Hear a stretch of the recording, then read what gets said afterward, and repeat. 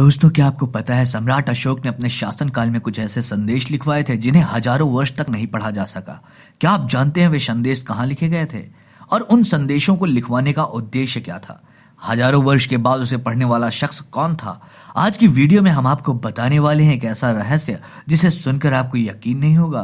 तो जुड़े रहिए वीडियो के लास्ट तक। दोस्तों, भारतवर्ष के महान राजा मौर्यवंशी सम्राट अशोक ने अपने शासनकाल में महल की दीवारों पर आने वाली सभ्यता के लिए संदेश लिखे थे, लेकिन सहस्त्राब्दियों तक किसी को भी इस बात की खबर नहीं थी कि आखिर महान सम्राट अशोक ने मानव जाति के लिए क्या संदेश दिया है, क्योंकि वह संदेश प्राचीन भाषा में था और उसे पढ़ना किसी के बस की बात नहीं थी। लेकिन जब उसके पढ़े जाने की आशा भारतवासियों ने छोड़ दी, तब एक विद्वान अंग्रेज ने अपने अथक प्रयासों से शिलाओं एवं स्तंभों पर लिखे उन संदेशों को पढ़कर पूरी दुनिया के सामने रख दिया। तब भारतवासियों ने यह समझा कि आखिर सम्राट अशोक भारतवर्ष की आवाम से क्या कहना चाहते थे। स्तंभों एवं दीवारों पर लिखे हुए संदेश प्राचीन ब्राह्मी एवं खरोष्ठी लिपि में थे, लेकिन विदेशी आक्रांताओं एवं लुटेरों ने अपनी तबाही से यहाँ का सारा ज्ञान विज्ञान नष्ट कर दिया था।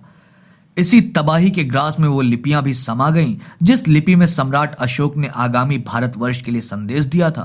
दोस्तों, एक सवाल आपके मन में भी होगा कि आखिर सम्राट अशोक के संदेशों को पढ़ने वाला वह अंग्रेज व्यक्ति कौन था? वह भारत क्यों और कब आया था? दोस्तों, सम्राट अशोक का जीवन पूर्णतः दो भागों में विभक्त है। एक वह सम्राट अशोक जिसने अभी कलिंग का युद्ध नहीं देखा, जिसमें विजेता बनने की चाह है। दूसरा वह सम्राट जिसकी आंखें कलिंग के युद्ध में हुए नरसंहार को देखकर कई दिनों तक गीली रही हैं। कलिंग के युद्ध ने सम्राट अशोक के जीवन को पूरी तरह से बदल दिया था। इस युद्ध के बाद सम्राट अशोक कई दिनों तक पश्चाताप की अग्नि में जलते रहे और तब जन्म हुआ महात्मा अशोक का। कलिंग युद्ध के बाद अशोक मानवता प्रेमी हो गए थे और जन कल्याण में अपना समय व्यतीत करने लगे थे।